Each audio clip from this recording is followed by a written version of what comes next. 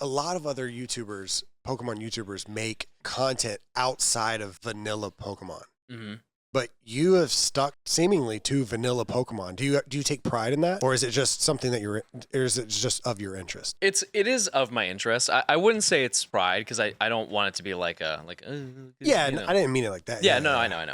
But yeah, I don't like we mentioned earlier, it was just kind of in my wheelhouse of interest where I've never really wanted to dabble with outside of that, so I just don't have it in my interest to make content around that. Yeah, I guess I get that. I actually I didn't realize this, but I didn't realize it was possible, but I started buying cartridges of ROM hacks. I don't know if that's legal, but I've got them. But no, and you found those on the side of the road. I found those on the side of the road.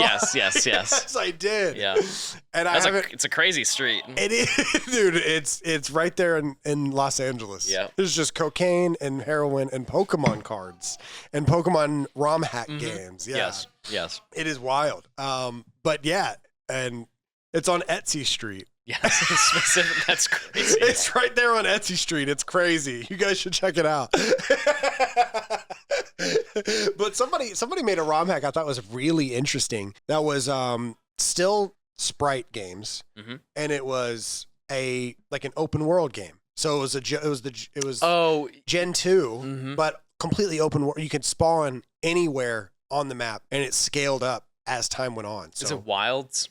Is it the new? There's one that's like that where you can spawn anywhere and it might have been. I'm not sure. It like generates the land like Minecraft and stuff like that. I think. It's... Oh no, not that one. I saw that. That one's like a Stardew Valley / that one's really interesting too. That was one of the ones I saw. I was like, oh, okay. I get it. Yeah, I get that one. This one's like called Crystal Legacy or Crystal something like that. Crystal Clear. Crystal Clear. That's what it is. I have it on cartridge that I found on Etsy Street with in Los Angeles. On it. Yes. Yeah, I have it on cartridge. Yep.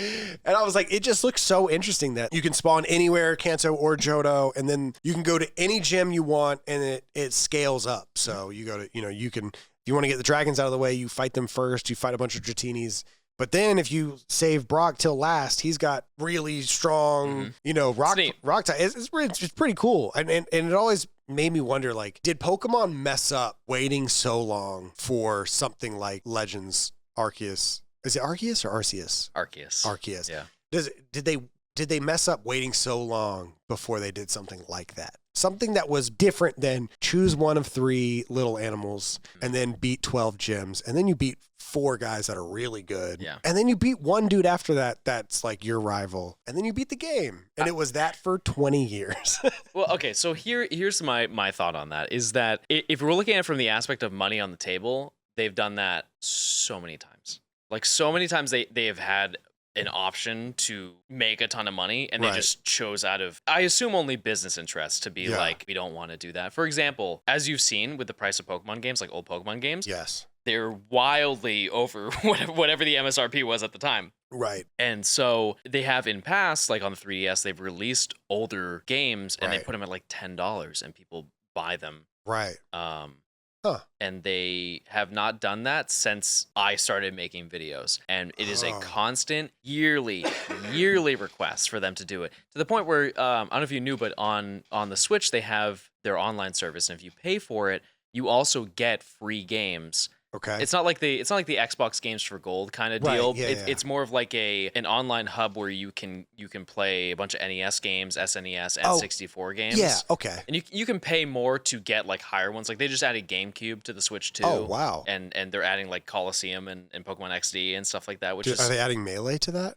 That would be insane. If they do though, they might add the PAL version, which is worse. Yeah. Because I think that's the newest version out of all. I don't even the think. Melees. Yeah. Marth's down air doesn't even spike on the PAL version. Correct. I'm a fucking nerd. I play Melee. But that's another thing where if they just sold a physical cartridge with a bunch of old games, or if they just made it a digital download, they would make millions and millions and millions of dollars. Because think of how many times as a kid pirated Pokemon Emerald on their PC. It's billions. Yes. It is one of the most downloaded video games on for an emulator, and they just kind of choose to not Just not do it. And I've said before on stream, I think it's because it's owned by 3 different companies. Like the Pokemon franchise is owned by Nintendo, Creatures, and Game Freak. I think are the 3 that like run the entire thing. And I think they all have different plans as to how they want to make money. And so they're just settling in the middle and being like, okay, well, we can't agree. Yeah. Like if we can't agree on something, let's just not agree. Wow. Let's just not agree. So it's going to be 3 starters, 12 badges. Correct. 4 finals. Yes. Final 4. Wow. Yeah. I don't know. I mean, it makes sense. See, I say it, but it's kind of hypocritical of me because I have yet to play Scarlet and Violet. Mm-hmm. I've yet to play Scarlet and Violet, and I've yet to play Legends Arceus, which I don't know if they. When it first came out, for some reason, I let the little clicks get to me, the little clickbait stuff get to me, and people were putting Zelda and Legends Arceus side by side, and there's a big difference. You know, visually, yes, huge. But also, I remember talking as a kid, like I wish Pokemon was just better. Like I wish it was open world. I wish you could see the Pokemon. I wish you could see what all was going on. And then they released it and I didn't play it. So I don't know why. I'm sure there's millions of people like me, but I don't know why I didn't. Sure. I have no idea. I will say, and I feel like I have credibility in saying I think you do. You're a nutcase. I just saw your Google Docs. It is my second favorite Pokemon game of all time. Legends Arceus. What's your first? Platinum. Okay. Which you have. I for sure have played it. That's the one with, Go on. Rayquaza. Nope. Damn it! Wait, which one? That's Emerald. Which one's on the cover? Groudon? No, Platinum's Giratina. Let me show you a photo. I never played it. You don't know the GOAT? Never played it. I know who Giratina is. And I know who his counterpart is. His counterpart is the other one. But yeah. The one where you go to the upside down. Yes. Yeah. That's Platinum. Yeah. I've watched a lot of videos. Okay. I've never played it. But that being said, was it on DS? Yes. Yeah. I've seen the cover. Okay. I've never played it though. What are the starters? It is Chimchar, Turtwig, Piplup. Okay. See, I never played it. Okay. I stopped playing Gen 2 and then I played soccer and talked to women. And then okay. All right. Listen, we can end right now. And then I came back down, or I got back into it at Black and White. Mm-hmm. So that's a big gap. That's like a 10-year gap or something, isn't it? Between Emerald? Gen 2. Crystal. Yeah. Crystal and Black. It's pretty close. Because I had White. And I really liked Black and White. Mm-hmm. And I see a lot of people don't like it. Or some people do like it. Some people like it because there's no national dex, right? No, there is. You have to beat the game first. Yes. And it's not always like that. Now it's not. It